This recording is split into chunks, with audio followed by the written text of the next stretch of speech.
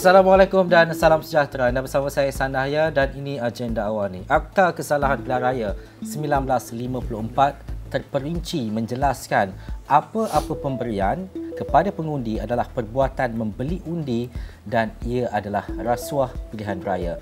Rasuah adalah rasuah tidak kira bagaimana seseorang itu memilih untuk menggambarkannya kerana undang-undang jelas mentakrifkan apa yang dimaksudkan dengan pembelian undi. Bagaimanapun wujud konotasi berkaitan dengan sedekah ketika pilihan raya. Perkara ini perlu kita bincangkan bagaimana untuk kita memahamkan bahawa antara dua perkara yang berbeza berkaitan dengan sedekah dan juga rasuah ataupun membeli undi ini. Presiden Persatuan Pemeriksa Fraud Bertauliah Malaysia Chapter, Datuk Seri Akbar Sata bersama saya di studio hari ini. Assalamualaikum Datuk Seri. Waalaikumsalam. Ya. Ini topik besar untuk kita bincangkan. Isu rasuah bukan isu baru yang kita dengar semalam. Tetapi bila ada konotasi ataupun pemaksud yang membawa kepada rujukan sedekah pada pilihan raya dan sebagainya, mungkin ia menggambarkan sedikit kekeliruan dalam kalangan masyarakat. Bagaimana Datuk Seri melihat isu ini? Cuma kita kena faham bahawa di bawah ataupun di dalam Akta Kesalahan Pilihan Raya 1954 telah jelas dan juga diterangkan secara terperinci bahawa rasuah itu merupakan satu perkara yang mana terutama sekali dalam pilihan raya. Mana kalau kita memberi dengan tujuan dan juga dengan untuk meminta balasan dan sebagainya, itu adalah tergolong didefinisikan sebagai rasuah. Apa saja definisi-definisi yang diberikan itu hak masing-masing. Tetapi kalau mengikut akta, ia merupakan satu kesalahan. Ketika pilihan raya adanya konotasi ataupun pemaksutan kepada sedekah itu, adakah Datuk melihat kepada sesuai pada tarikh dan juga tempoh pilihan raya itu? Itu masalah besar di sini ialah kita menggunakan duit iaitu untuk memancing undi. Semua orang tahu. Semua orang bercakap tetapi tidak ada bukti, tidak ada tangkapan mungkin. Jadi itu merupakan satu perkara yang dilakukan oleh ahli-ahli politik. Sepatutnya ahli-ahli politik ini yang mencipta undang-undang, yang meluluskan undang, sepatutnya mengikut undang-undang. Tetapi untuk memenangi pilihan raya, mereka ni memilih untuk memberi sogokan kepada pengundi-pengundi dengan apa definisi pun, sedekah dan sebagainya, tetapi tujuannya adalah supaya orang itu mengundi mereka, mengundi calon-calon itu.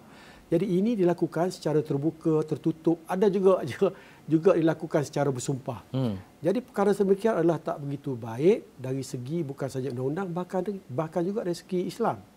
Bahkan juga dari segi Islam, kita tak boleh melakukan sesuatu yang melanggar undang-undang. Jadi sebagai pemimpin, seperti yang nyatakan selalu, iaitu kita hendaklah tunjuk contoh yang baik. Maknanya, jika sekiranya kita nak menang pilihan raya, kita hendaklah menunjukkan apa yang kita boleh buat kepada negara, kepada rakyat, dan juga kita hendaklah gentleman, iaitu jangan melakukan satu-satu kesilapan lah, dengan memberi rasuah dan juga memberi apa saja definisi, tetapi tujuan kita adalah untuk mendapatkan undi dan juga menjadi ahli parlimen ataupun adun. Tetapi kita kena ingat bahawa itu adalah satu kesalahan, jalan yang salah. Apakah kita nak boleh menjadi pemimpin yang baik apabila daripada awal lagi kita pun telah ada unsur-unsur penipuan. Jadi ini merupakan satu perkara yang sangat tak baik, terutama sekali yang masih ada lagi di negara kita. Dan perkara sedemikian tak sepatutnya berlaku. Tambah lagi, kita adalah orang Islam. Perkara sedemikian patutnya tak boleh berlaku kerana bukan saja kita melanggar seperti nyatakan tadi dari segi undang-undang negara kita, bahkan juga negara Islam. Kita hendaklah melakukan sesuatu, hendaklah menunjukkan contoh yang baik. Walaupun kita nak mengundi, nak menjadi calon ataupun apa saja, tapi hendaklah kita dapatkan dengan cara halal. Itu merupakan satu perkara yang saya rasa tak begitu baiklah. Apa juga definisi diberikan, tetapi kita terserah kepada SPRM untuk menjalankan tugas, menjalankan kesihatan. Dan SPRM sudah tentu akan mencari, bukan senang bukti-bukti, saksi-saksi untuk menentukan sama ada kes, tetapi seperti kita nyatakan sebelum ini, iaitu SPRM hanyalah data kolektor lah. Dia hanya mengambil keterangan saksi, tetapi penentu sama ada kes apabila suatu kes itu kita siasat, ia akan diangkat kepada Peguam Perkanan Persekutuan ataupun DPP ataupun Peguam Negara lah. Jadi apa-apa pun Peguam Negara akan membuat keputusan sama ada kes berdasarkan kepada contohnya kesalahan di bawah Akta Kesalahan Pilihan Raya 1954, dan jika sekiranya kita nak dakwa seorang itu, sudah tentu ia akan bawa ke mahkamah. Jadi mahkamah lah akan menentukan sama ada kes itu cukup bukti untuk kita tuduh di bawah Seksyen 10 ke Akta Kesalahan Pilihan Raya ataupun Akta Pencegahan Rasuah dan sebagainya, Akta SPRM dan sebagainya. Tetapi ia akan ditentukan selepas proses pembicaraan itu berlaku. Datuk Seri, macam mana kita nak mentafsirkan definisi rasuah itu apabila kita meletakkannya sebagai bentuk sumbangan, bantuan ataupun sedekah? Walaupun kita memberi contohnya dengan amount ataupun jumlah-jumlah tertentu, RM150, RM200 dan sebagainya ketika tempoh pilihan raya tanpa menyatakan apa-apa, undilah saya, undilah parti saya dan sebagainya. Bagaimana pembuktian itu dapat diterjemahkan bahawa berlakunya kes rasuah dalam isu-isu seperti ini? Saya rasa jarang orang memberi sesuatu, terutama sekali dekat pilihan raya. Kenapa dekat pilihan raya? Jadi selalunya pemberian mereka ini adalah bertujuan untuk mendapatkan undi, meraihkan undi. Jadi untuk pembuktian sudah tentu ia akan mengambil masa, dilakukan, disiasat oleh SPRM yang mana mereka perlukan saksi-saksi. Jadi bukan begitu senang untuk kita membuktikan sesuatu kes sebab memerlukan saksi-saksi, transaksi, masa, waktu dan sebagainya. Jadi ia adalah kerja profesionalisme yang boleh dilakukan oleh SPRM lah. SPRM ni mereka ni adalah satu agensi kuat kuasa yang profesional. Sudah tentu jika sekiranya mereka siasat, mereka ada teknik dan juga cara untuk mendapatkan bukti, bukan saja melalui keterangan-keterangan seperti video, klip dan sebagainya. Melalui itulah mereka dapat menjalankan siasatan lebih lanjut. Dan sudah tentu seperti saya katakan tadi, jika sekiranya elemen-elemen cukup untuk membukti seorang, maka sudah tentu ia boleh dituduh di mahkamah lah. Itu pun berdasarkan kepada restu ataupun konsen yang diberikan oleh Peguam Negara dan sebagainya. Datuk Seri, mengikut Undang-Undang Pilihan Raya, jelas wakil ataupun calon maupun parti yang bertanding tidak boleh memberi sesuatu dalam bentuk wang ringgit kepada sesiapa sahaja walaupun dengan apa tujuan sekalipun. Bagaimana perkara ini dapat kita pastikan bahawa selepas ini tidak ada ataupun isu-isu berlaku seperti ini, walaupun dana politik setiap parti mungkin berjuta-juta ataupun berbilion-bilion ringgit contohnya. Bagaimana untuk memastikan bahawa tidak berlaku ketirisan rasuah dalam isu pilihan raya seperti yang mungkin berlaku baru-baru ini? Ada menyatakan bahawa kita kena pindah undang-undang Akta Pilihan Raya, Kesalahan Pilihan Raya 1954. Tetapi bagi saya ia adalah mencukupi. Tapi kalau nak pindah pun mungkin untuk kebaikan. Tetapi apa yang paling mustahak ialah apa undang-undang yang kita perkenal ataupun kita pindah, tetapi jika sekiranya ketua-ketua parti ini masih lagi mengamalkan kegiatan rasuah untuk berasuah meraih undi, maka begitulah akan terjadi kepada negara kita. Itu rasuah politik akan berbeluasa. Mana ini adalah bergantung kepada ahli politik. Kalau kita cakap pilihan raya adalah ahli politik. Jadi mereka lah yang melakukan sesuatu untuk mendapatkan undi, untuk menang pilihan raya kerana dengan memberikan ganjaran kepada pengundi-pengundi. Ini semua orang tahu. Cuma seperti nyatakan tadi, mungkin tak ada orang lapor ataupun belum lagi siasatan dilakukan secara terperinci di bawah Akta Kesalahan Pilihan Raya. Jadi sudah tentu Ketua Pesuruhjaya SPRM telah mengingatkan kita bahawa mereka ataupun beliau akan menjalankan siasatan dengan lebih terperinci. Mana sudah tentu apabila sudah mula mereka ataupun SPRM menjalankan siasatan, kita akan lihat apakah ada sesiapa saja yang akan didakwa berdasarkan kepada bukti-bukti yang disiasat oleh SPRM. Datuk Seri, sekiranya ada parti yang menawarkan kepada pengundi-pengundi muda contohnya yang daripada Kuala Lumpur ataupun mana-mana negeri, baliklah ke kampung mengundi, tapi tak menyatakanlah undi siapa, tapi kita tahu parti-parti tertentu yang menyarankan perkara berkenaan dan boleh klaim duit minyak. Bagaimana situasi ini, Datuk Seri? Adakah ini juga situasi pembelian undi? Agak sukar untuk kita tentu sebab selalunya kalau kita lihat semasa pemberian itu memang ada komunikasi, iaitu secara sulit, secara direct, indirect, supaya jangan lupa undi kami. Itulah yang menyebabkan sesuatu yang tak kena. Dan juga ia sudah tentu akan menyalahi undang-undang yang sedia ada lah, Akta Kesalahan Pilihan. Jadi kita kena berhati-hati. Kan? Selalunya kita berbuat demikian kerana kita memberi itu adalah bertujuan untuk apa? Untuk mengundi parti kita sendiri. Jadi ini adalah suatu perkara yang agak tak baik sebab dia akan menjadi satu tabiat dan juga budaya dan juga demografi bagi negara ini, iaitu setiap siapa saja nak mengundi parti akan digaranti diberikan wang bayaran. Sedangkan mereka ni saya rasa mampu. Kita bukan negara-negara yang tak mampu, tetapi oleh kerana ditawarkan oleh parti-parti politik, sudah tentu mereka akan mengambil peluang untuk mendapatkan kewangan. Jadi itu saya nyatakan di sini, iaitu sepatutnya perkara-perkara demikian tak berlaku sebab ini akan menjadi habit dari masa ke masa. Jadi apabila GE ke-16 esok kan, jika sekiranya tak bagi, kemungkinan besar orang-orang daripada luar tak akan balik. Jadi sebab ini sudah jadi satu budaya yang tak baik. Sedangkan sebagai seorang Islam lah, kita seperti nyatakan tadi, ini adalah satu perkara yang tak patut kita buat. Sepatutnya kita jangan terjemahkan nilai, sepatutnya kita terjemah, tapi jarang yang kita terjemahkan nilai-nilai Islam dalam kancah politik kita. Sepatutnya dalam Islam pun sudah tentu perkara seperti rasuah tak boleh kita lakukan. Dalam Quran pun kalau saya baca daripada pandangan seorang daripada UIA menyatakan ada 50 kali sebut mengenai rasuah. Jadi satu perkara yang tak baik untuk kita memberi dan juga bukan saja memberi, bahkan menerima. Jadi ini akan berlaku dari masa ke masa jika sekiranya ahli politik kita tidak berubah, tak menukar mindset bahawa mereka ini kalau nak menang jangan bagi duit, sebab ada parti-parti yang tak bagi duit. Saya rasa ada. Kalau bagi pun tak banyak.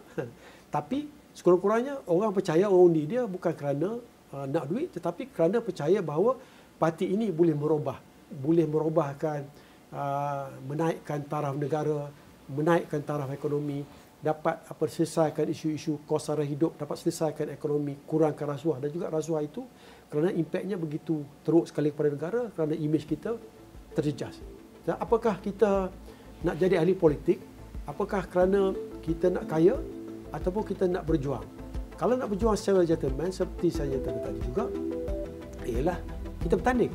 Jangan bagi duit, tetapi kalau orang suka kita, orang tahu kita boleh buat kerja, orang akan undi. Jadi ini adalah satu perkara yang tak baik bagi negara, saya rasa.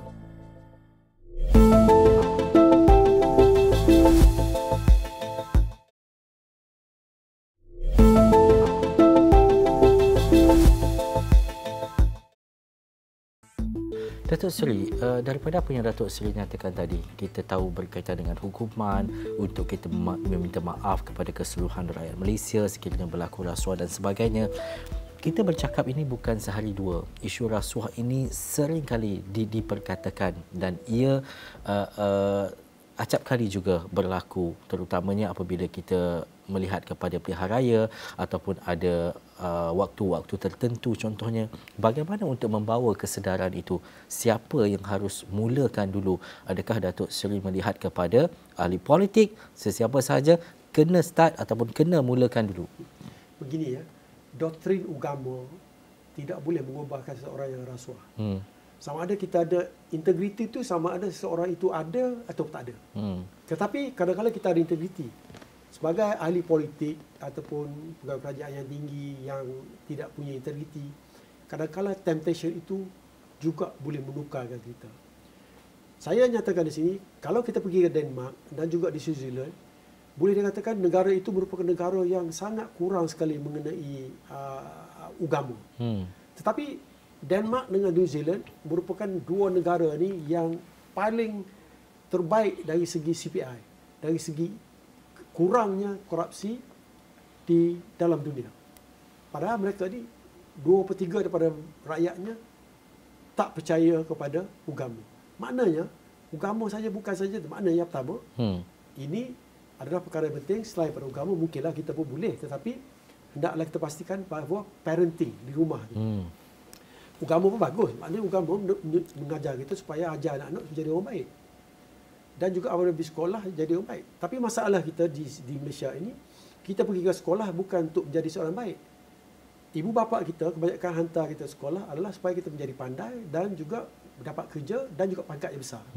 Maknanya tujuan asal kita bukan untuk menjadi baik. Sedangkan sepatutnya kita pergi ke sekolah adalah untuk menjadi baik. Selepas kita lulus, kita menjadi seorang pegawai yang baik. Jadi ini satu perkara yang patut kita lihat.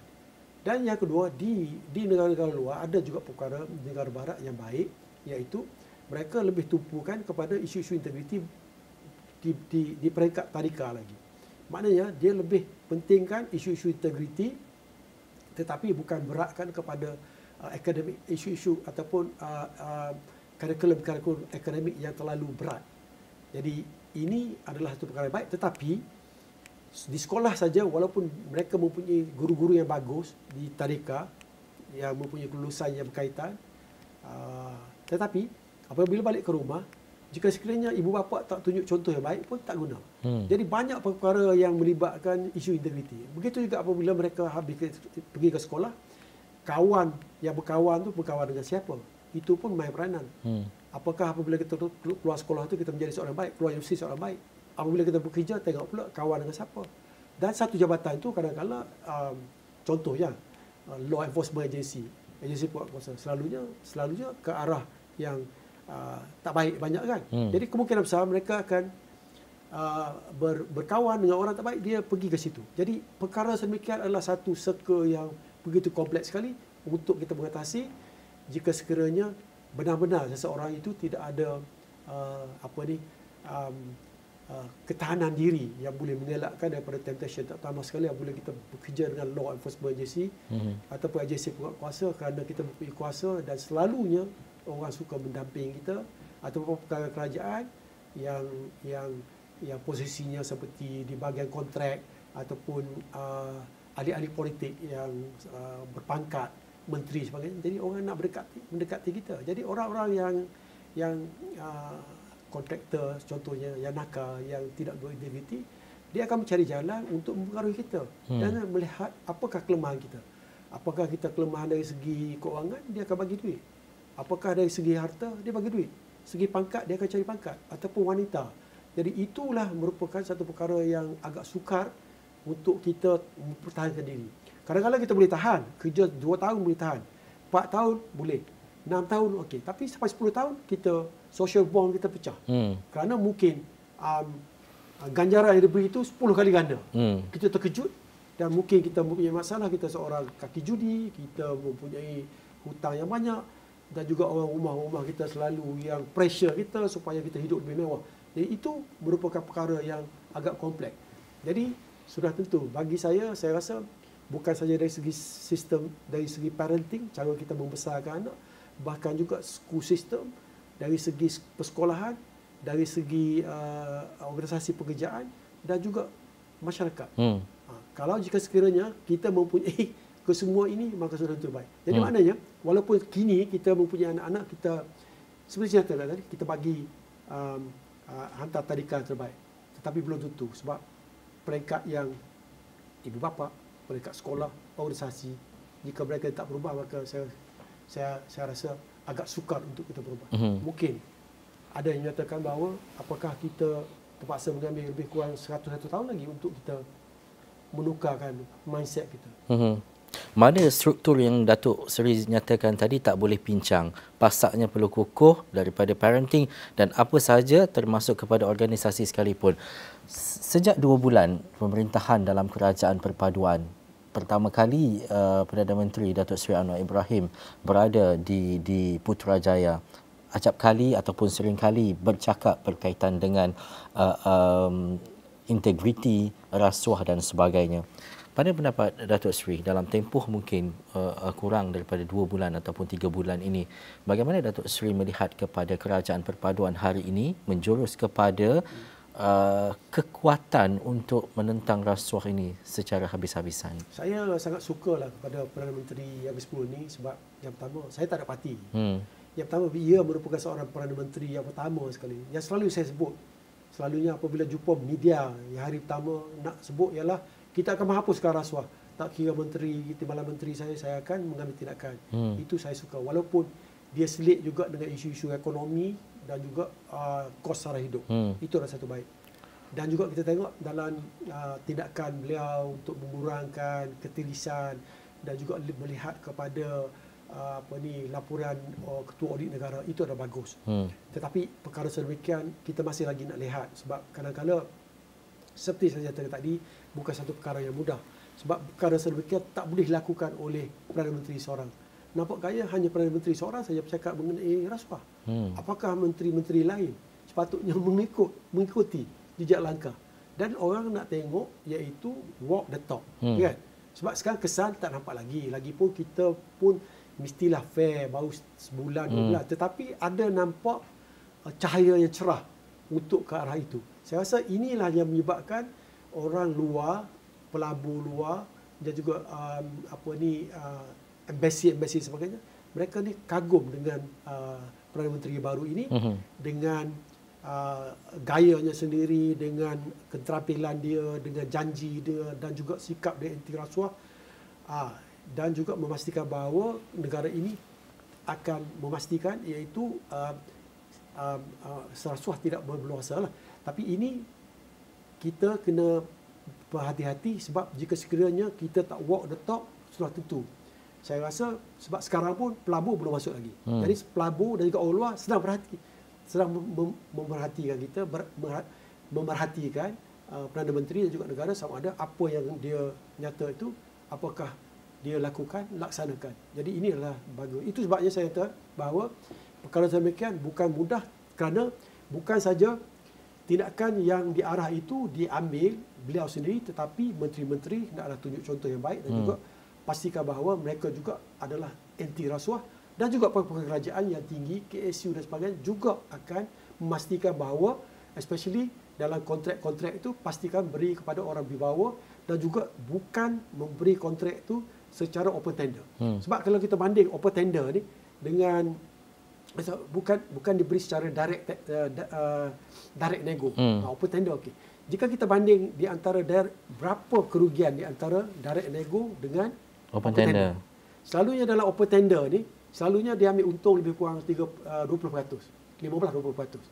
Tetapi direct nego 50%. Maknanya kita rugi 30%. Ini kita kena berhati. Sebab itu sebab saya agaklah apabila Perdana Menteri cakap sekarang ni kita dah untung lebih kurang dapat jimat 2-3 bilion kan. Jadi kemungkinan besar dia melihat kembali mengenai kontrak-kontrak agreement yang dilaksanakan antara kontraktor dengan kerajaan. Jadi itu adalah perkara sebab kontrak ini merupakan satu komplain yang paling banyak yang diterima oleh SPRM, lebih kurang 50% hak kontrak. Dan kalau ikut World Bank, setiap kontrak itu selalunya kalau kita tak berhati-hati, tak ada pengawasan, kita hilang di antara 20 hingga 30% daripada kontrak tersebut. Hilang.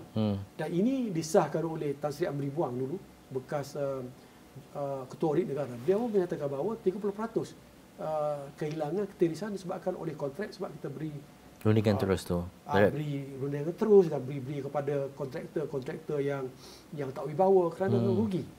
Jadi ini bagi saya sepatutnya kita hendaklah memberi kepada kontraktor yang bagus dan tak ada lagi perjanjian-perjanjian pula yang sedih adalah seperti salah satu daripada contohlah.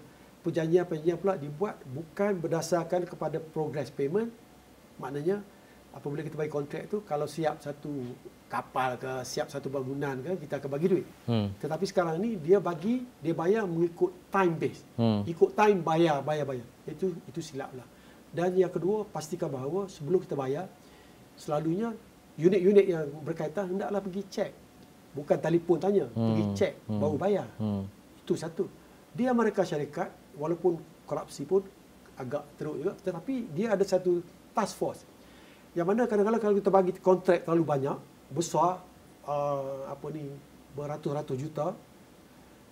Jadi apabila mereka smell bau sesuatu yang ada korupsi, ada rasuah, maka mereka akan masuk ke projek tersebut dan melihat. Dan kalau memang betul, dia akan rectify masalah itu. Yang kedua, kalau tak boleh rectify, dia akan bantu sikit. Kalau tak boleh, dia ambil balik dan retender balik. Tetapi kita tak. Kita audit kita, saya rasa mungkin kita ada peruntukan ni. Audit kita terpaksa kita habiskan duit dan segalanya, projek tak siap, kita hanya buat audit selepas projek dan juga rugi. Jadi maknanya sepatut ada task force, kurang-kurangnya kita dapat menjimatkan duit. Maksudnya kita tidak boleh potong kat tengah jalan tu, kita kena settlekan dulu. Betul. Baik. Dan kita tak tahu bangunan siap ke, dari segi kualiti sudah tentu. Tak tahu lagi. Sebab kadang-kadang setiap satu-satu kontrak ni diberi kepada kroni. Kroni itu bukan kontrak, bukan kontraktor yang contohnya lah, satu kontrak katalah mengenai kereta api, contohlah, tapi diberi kepada kontraktor yang specialize dalam buat baju. Tetapi kroni ni bagi kat kontraktor. Bagi kontraktor lain. Kadang-kadang kontraktor yang dapat ni 4 lapis. Jadi apakah kontraktor yang 4 lapis ni yang dapat ni boleh memastikan bahawa bangunan yang dibuat, projek yang beli itu boleh dibuat laksanakan dengan baik dan kualiti, sedangkan untungnya begitu sikit sekali. Itulah menyebabkan untung. Sebab tak ada pengawasan, sebab ada rasuah. Apabila kita diberi rasuah, sudah tentu kita punya kekuatan telah dicuri, diambil oleh orang-orang perasuah. Ya. Menarik bila Datuk Seri sebut lapisan rasuah sampai 4, 5, 6. Kadang-kadang kita tak tahu berapa kan. Kalau 1, 2 tu dia mungkin sikit tapi besar juga jumlahnya. Tapi bila sampai 4, 5 tu, itulah perkara-perkara yang perlu kita lihat. Kadang-kadang mungkin kita melihat perkara ini kecil, tetapi impak dan kesannya kepada negara sangat-sangat besar, bukan sahaja kepada negara tapi keseluruhan masyarakat Malaysia, khususnya apabila kita bercakap berkaitan dengan rasuah. Apa saja definisi anda, bantuan, sedekah ataupun pertolongan dan sebagainya, kalau ia tidak kena pada waktunya, mungkin ia boleh dikategorikan sebagai rasuah. Baik, terima kasih saya ucapkan kepada Presiden Persatuan Pemeriksa Fraud Bertauliah Malaysia Chapter, Datuk Seri Akbar Sata. Banyak lagi sebenarnya nanti kita bersama-sama lagi dengan Datuk Seri, sebab banyak lagi isu-isu rasuah yang perlu kita ketengahkan dan juga kita bantras. Saya San Nahya, sekian dulu untuk agenda awal ni. Assalamualaikum, jumpa lagi.